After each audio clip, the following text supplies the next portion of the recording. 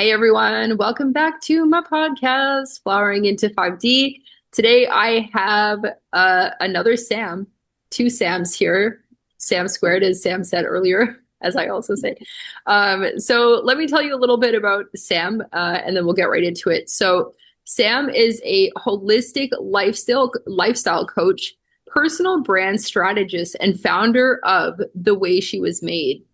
She's the go-to visionary for she's the go-to for visionary women ready to stop burning the candle at both ends and start building sustainable success rooted in their unique design. Through her signature method, blending human design, astrology, and cycle syncing, she helps women come back into alignment in mind, body, soul, and business by reconnecting with their natural rhythms, clarifying their message, and creating aligned strategies that give them energy rather than draining it. Wow. Welcome, welcome, welcome. How are you doing today, Sam? I'm doing good. How are you? I'm doing wonderful. Thank you for asking. I Yeah. absolutely love what you're offering, what you're putting out into the world. It just sounds like such a unique but so necessary blend. I just love it. Yeah, thank you. It was one of those things where I kind of turned my mess into a message, if you will, where I went through some severe adrenal fatigue and was on the opposite end where I was constantly burning the candle at both ends and burnt myself out completely. And so I was like, why are women not taught these things? And as I went on my own holistic healthcare and functional medicine journey, I started to reconnect those dots and reconnect the mind, body, soul pieces, and things started to make a lot more sense. So I wanted to create a space and share that with women so we can kind of break that cycle. Love that, love that, love it. So speaking of women and being here and all this other stuff, random segue, sorry. What led you here today? So I think we connected via a Facebook group, and I just loved kind of your message and approach of just having these authentic conversations about breaking down, what is the 5D and what are these different things and kind of making it more tangible for people. And I'm all about doing that, especially for women. So these concepts of human design, some people have heard of it, some people have never heard of it. But using that as an example where it can be overwhelming, or we think of all of these different spiritual concepts and it's like you look at it and how do we apply that to our actual life so that we can move forward and continue to grow. So I love to be able to give people either simple tips or shifts or tools that they can use to integrate that. So I love that you're also doing something similar on this platform. Yeah. Great minds think alike. It's the same So thing, I guess. yeah, it's just a sad thing. So tell me just a little bit about your design, just because I'm curious, because I think once we know about human design, we're like, well, what do like so tell me a little bit Yeah. more about like your aura type and your profile if you'd like to share and Yeah, so my energy type, I'm a generator and I'm a 4/6 profile. So my network is my net worth. And that's something that I have learned to kind of grow into. Sharing my wisdom and stepping up and taking that space is something that I think as women we're not very used to. So as anybody with like a 3 or a 6 in their profile, the trial and error phase and kind of sharing your story is how we help to activate other people and help them to ultimately overcome the challenges that we've already overcome in our life. So that's something that I integrate now into my business. And once I learned kind of how I work, especially as a generator, needing that joy and needing to build things that are bringing me joy and looking at creativity in a completely different way, it shifted a lot because I now understand that like the 9 to 5 does not work for me for a number of reasons, but specifically being a generator, that was kind of really draining my energy. hmm. I'm starting to wonder, like, is anybody really built for a 9 to 5? Like, because like I'm Fair. not, I'm not. Yeah. It's not for me at Yeah. all. I feel like a lot of people, I mean, I've had this conversation a lot too, where I think it's just that's the way that we've always done it. And it seems simple, not simple, but I guess it's just the easier way where it's the step-by-step process of like, okay, you go to school and then this is the next step is to go get a job and you sit here and that's what you do. And that's stability. And for some people, that stability is more important than, um, or they have a different creative outlet or whatever that might be, but it's just that's giving them the stability to be able to live the way that they need to live. But for people, especially women that I think are more, I think the 9 to 5 does not fit women in general, Mm. because it's built around a man's hormone cycle. I will just go there that it's men's hormones reset every 24 hours, women's hormones reset every 28 to 30-ish days. So we're not meant to do the same thing day in and day out. And when you put us in a 9 to 5 role where it's around the masculine hormone cycle, that disconnects us from our intuition and our ability to reconnect to our bodies and just be able to function optimally. So for women in particular, I do not think the 9 to 5 works. I love that. And to be honest with you, like that just blew my mind. I was like, whoa, whoa, with the men's hormone cycle and the women's and oh like Yeah. whoa. Once you look at that and like how it's completely set up that way, there's so many different things that you just can't. You're like, oh my God, that makes so much sense. Because we push through, think about it. Like if you look at a hormone cycle, we also are taught pretty much in like a health class or whatever that might be, that your cycle is your period and you Mm. have it for a week and it's going to suck and you just have to deal with it. And none of those things are actually true. Your cycle is actually your full hormone cycle, which again is that 28 to 30 days. There's 4 phases, which I like to call like your inner seasons. So if Mhm. you're pushing to output constantly and it's during like your winter phase or your menstrual cycle, you're fighting against your own intuition. You're disconnecting yourself from your body, but your brain is not designed to work optimally during that time. There's certain times of the month during like your inner spring or your summer where you're meant to output and you're meant to be more creative. And then during the fall, you're meant to be more analytical and more organized and different things like that. So if you are constantly pushing against that, you're just pushing yourself closer to the burnout every day. Ooh, I love that too. Like, yeah, the inner seasons and just really aligning yourself with the time of the season, but also of your cycle as well. Like that's, I completely relate to that. I also work with the moon as well. So, and I mean, my cycle isn't quite tied to the moon just yet. At one point, it was like the opposite in that I was getting my period or moon time. I don't know what everybody's calling their period these days, but I was getting my period around the full moon instead of the new moon. But it's Uh-huh. slowly making its way to the new moon. So it's like I don't know, but yeah. Anyways, I do work with the moon a bit, and this is Mhm. I not to be like graphic or anything. I have my period right now, and I I was getting all of these invitations. Like I'm actually in traditional human design. I'm a projector, so I was like getting all these like random invitations, and I was like, whoa, like something just feels off. Like I don't want to do all of this stuff. Like it was a bit overwhelming and of course, we need to recognize that not all invitations are going to be good ones. Mhm. And It's a and test sometimes. it's a test. Are you sure you can rest through this? Like, and I was like, you know what? Something tells me like I shouldn't do this. It's a great idea, but it's just not for me. And then an invitation came up to actually learn how to give Reiki.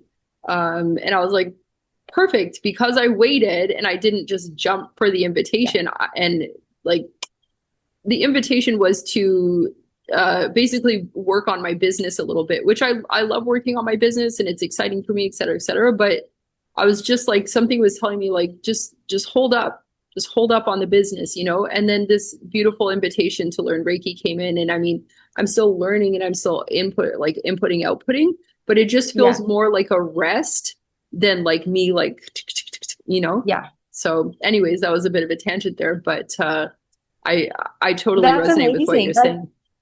Yeah, I think that's a great way to see your design and application and to see that you still have to filter those invitations. It's not just like every invitation and using which are you splenic? Is like your spleen your authority? Using your authority basically within your human design. Mine is my sacral center. So for Mm, me, it's like a gut feeling. So using that as kind of okay, I'm responding to this situation or this invitation or whatever it might be is it in alignment for me or is it out of alignment? And checking into that, which you did in this case. And then ultimately you're like rewarded afterwards because you waited and you didn't just take all of the invitations, which is the other thing we have to learn too as women and as people that are on this like soul journey, kind of checking in with ourselves and not just saying yes to everything because it's there or because there's a fear in us that something better might not come. And that's a hard thing to overcome sometimes. Well, I think it's so important. Like most of the time, something more aligned does come down the line if we just give it grace, or in the case of reflectors, give it a moon cycle, like just chill out. Like, we don't need to answer right away. It's in this age of we need to like get everything done now and like answer immediately. Like, what Yes. happened to her? She didn't reply in 30 seconds, like it's there is a lot of value in just taking a pause. Yeah, totally. And that goes back to even like the whole cycle of just giving yourself that time.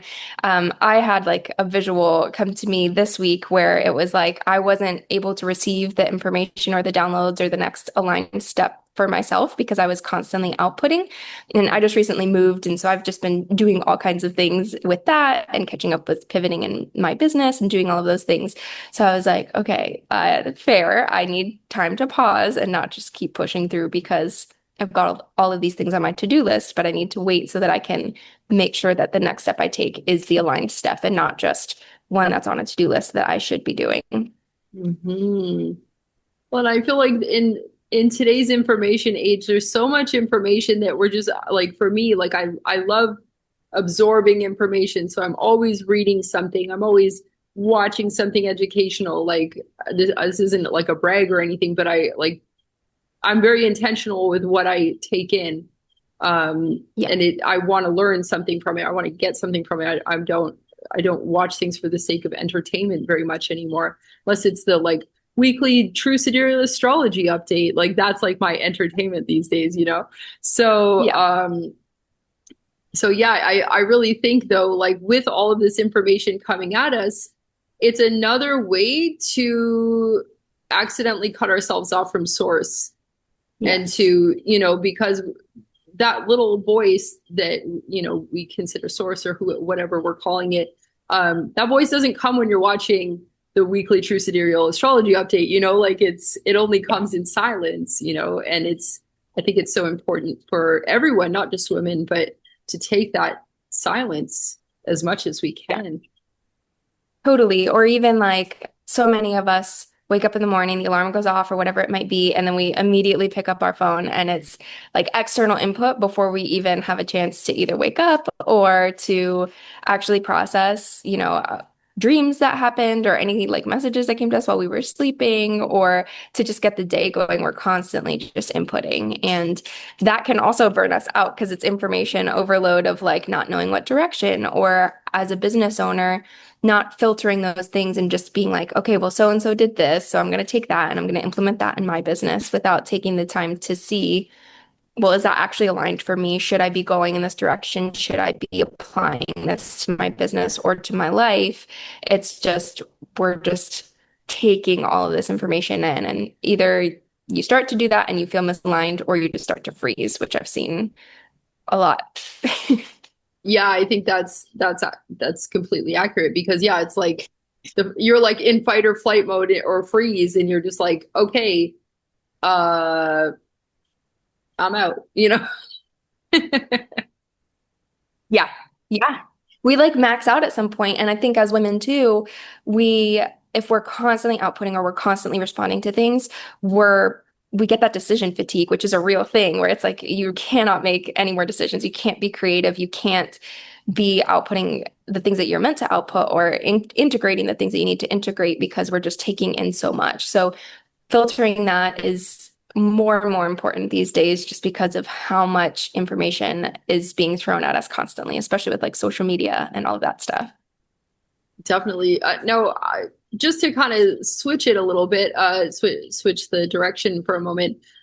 You mentioned that you help women like through business. I'm just curious, like, social media seems to be like the place for people to advertise or, get clients or whatever.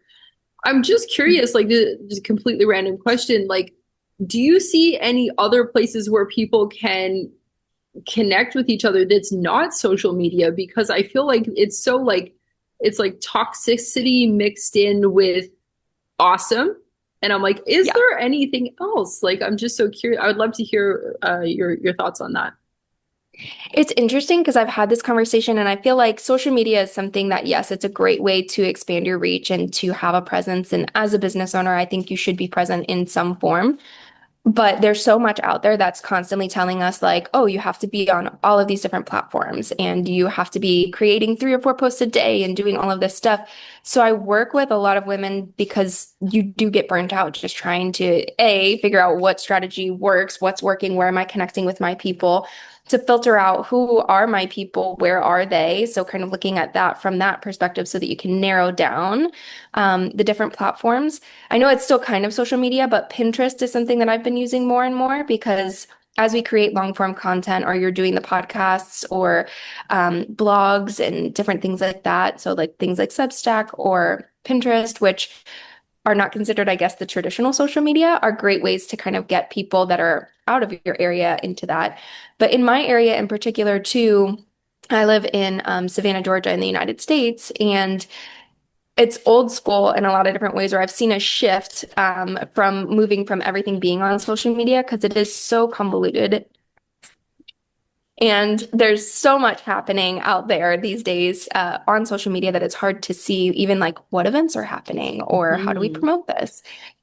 So it's kind of cool to see that we've shifted back in my area to using flyers in different areas in the coffee shops and just having these different networking groups or referral teams and different things like that where we can expand our reach from word of mouth or just connecting in that way or creating these different communities outside of just the digital worlds.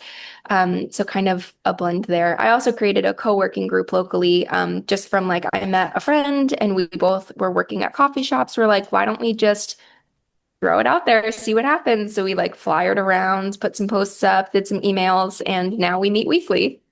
Love that. Love that. Love that. And I guess that goes back to your design of the networker, right? Because yeah, like put the get the people together.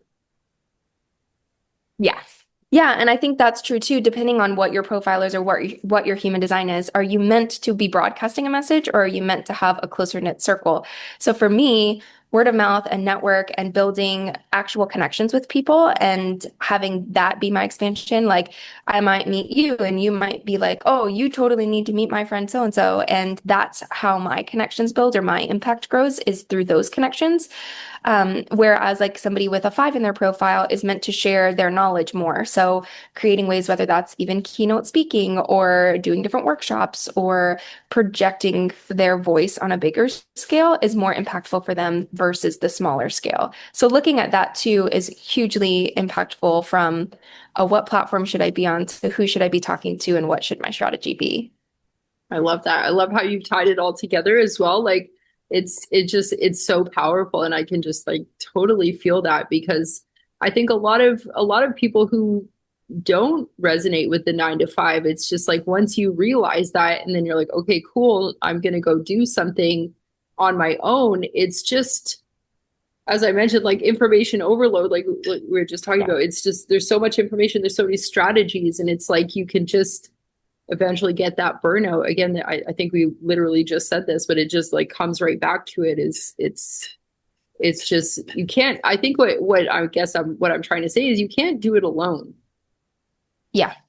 And that is definitely true too. That's why I was doing a lot of one-to-one. And as I was trying to figure out, I think we all go into it where we have this idea, we're very inspired, we have a message that we want to share, or kind of through our journey, it creates that if you are shifting from like a 9 to 5 mindset to building something, we get super excited and we throw it out there and we see what works. And that's kind of what needs to happen is you need to try Mhm. some things, see what feels aligned and kind of I always say this, entrepreneurship is a spiritual journey. So just by the act of you doing that and having the courage to step into that space, it's going to allow you to get clarity along the way. And a lot of the women that I work with have been doing that for a year or two, or they've been working their business in a way for a while and it just starts to feel misaligned.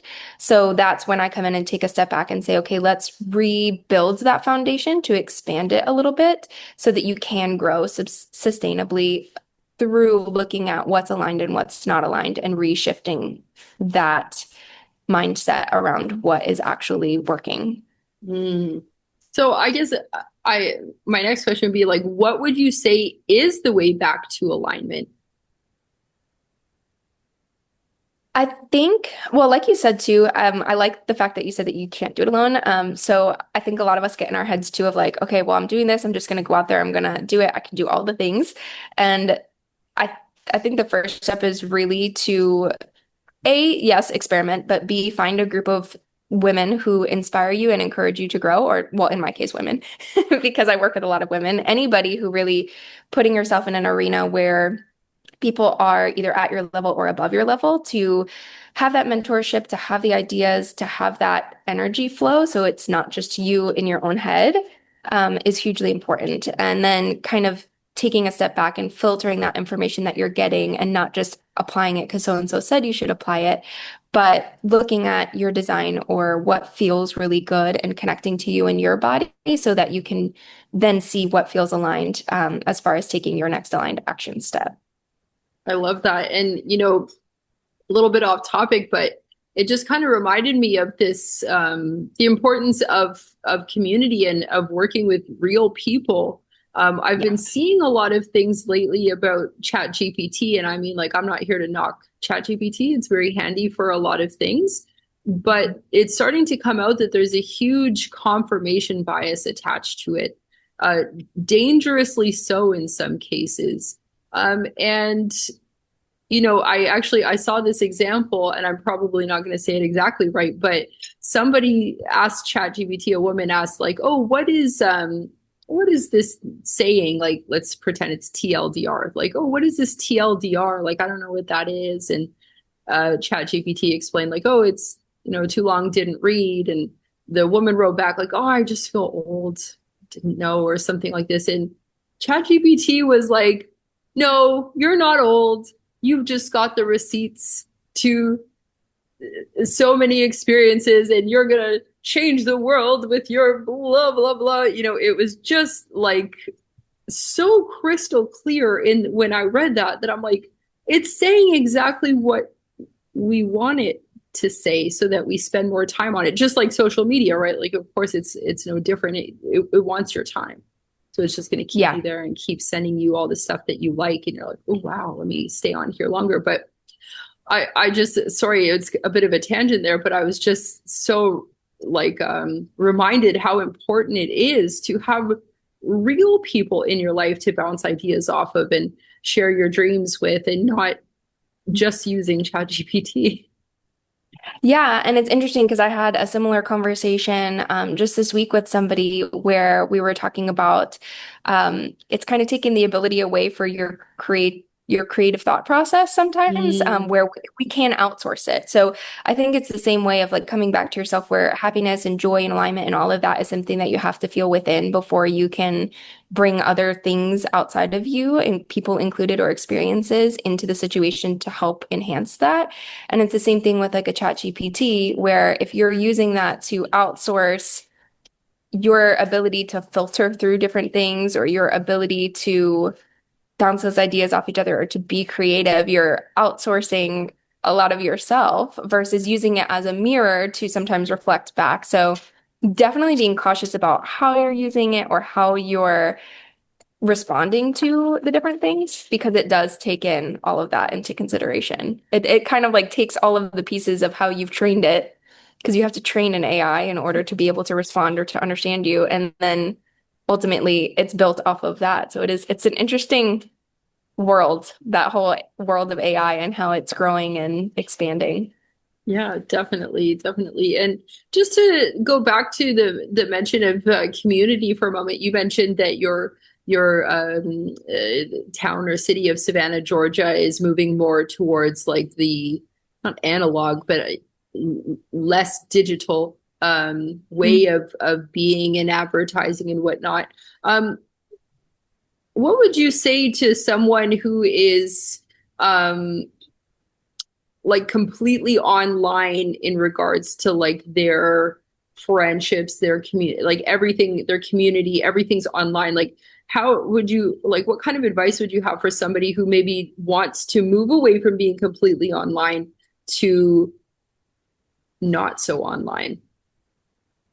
One of the things that's interesting to me, so like I'll use myself as an example because my vision, like my big vision is to have a homestead, have some land, have like a big co-working barn space and have this like meditation paths and like all of this stuff, have all of that come together. So I want to have a physical space, but right now I've created it digitally through my membership program. I'm like, how can I capture the feeling of what I want in real life in the digital space? So I think it can coexist. But if you're looking to take what you've already built in, say, a membership program or an online community and expand that, I feel like the first step is to just kind of put yourself out there and look at where your values are aligned or what feels good to you in the physical space, and even to just join either a networking group or a social club or something like that to just kind of see what's out there because there's a ton of it. And I think now, post COVID, post 2020, now that we're kind of beyond that world, a lot of people are craving that connection again. And there's a lot of these different budding things. And if you don't see one in your area, kind of look at what you might want to start, or just throwing the idea out there like I did with the co-working group. I was like, hey, we're both working at coffee shops. Why don't we just set a date and throw it out there and see if anybody shows up? And we've had like almost 200 people follow us now, and we've got like 10 or so people that come each week at a different coffee shop. So don't be scared if you have the idea or you have the thought or you have a feeling to or a pull that's pulling you in a certain direction. That's for a reason. And don't be scared to start it if you don't see something that's already out there. Love that. Yes, I couldn't agree more. Yes. So Yeah. going back to your lovely offerings, you mentioned cycle syncing, which is extremely valuable and helpful. But I'm just curious, like, do women do they still have to have a period to work with you?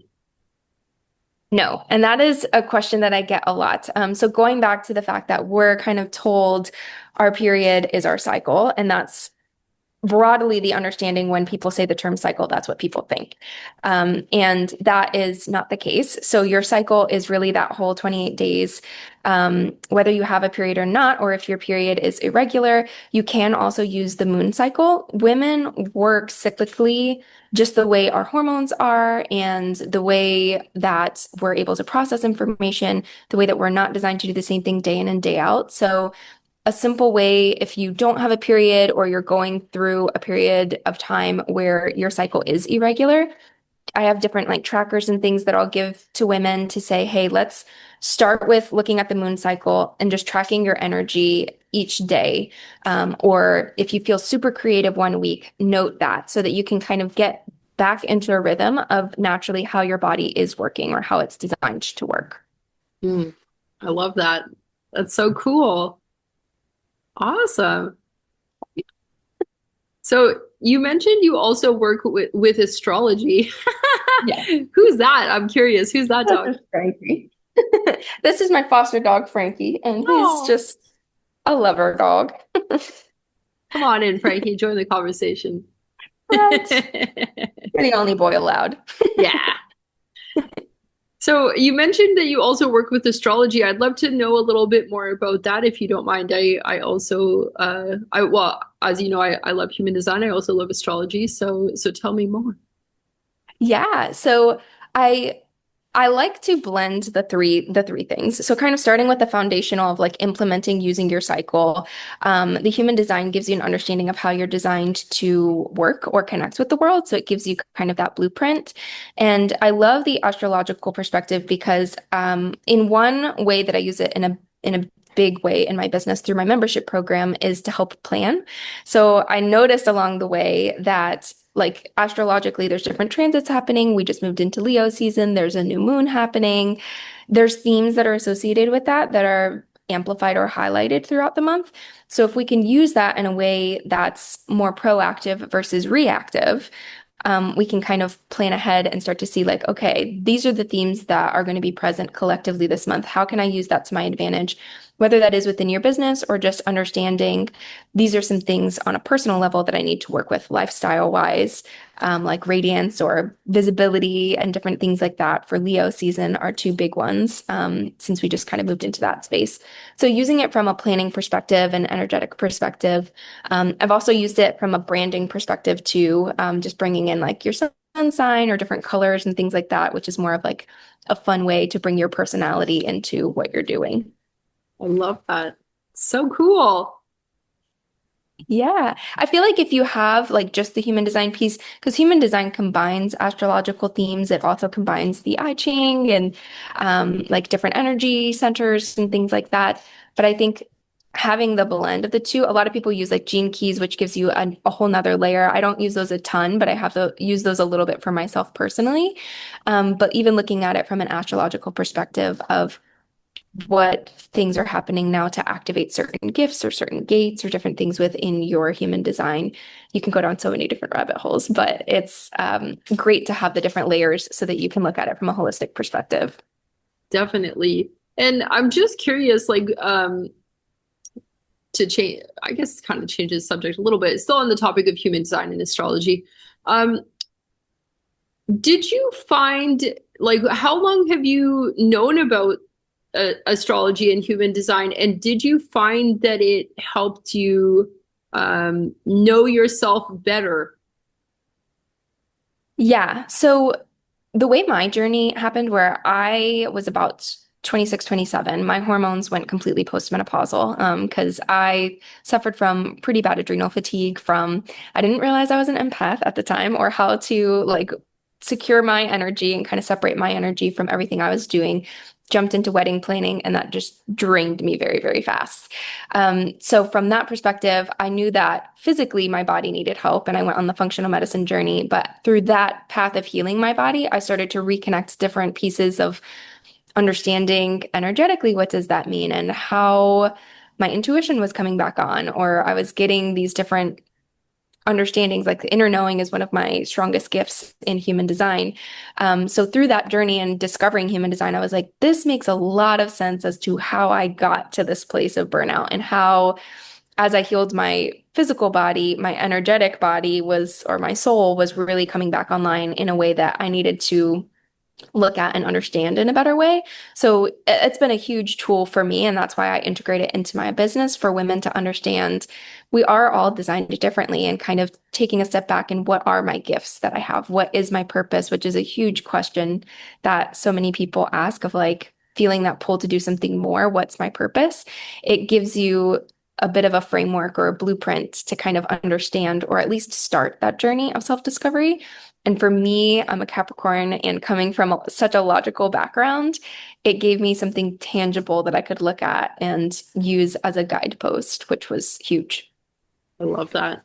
Love that. Thank you so much for sharing like your journey. And yeah, that was super powerful. And Sam, I want to know how can women work with you? Like open mic. Tell us where we can find you and how to connect with you.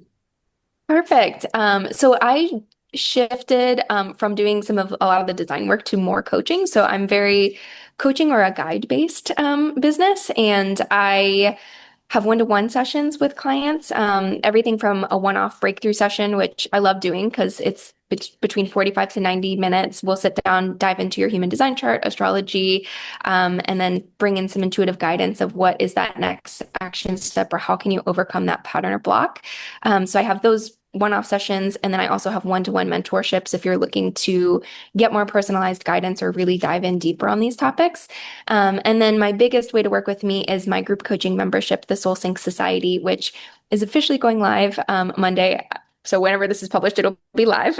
And that has a library of different tips, tools, meditations, visualizations, everything for mind, body, soul, and business, as well as a community and live coaching access and master classes and all of that good stuff.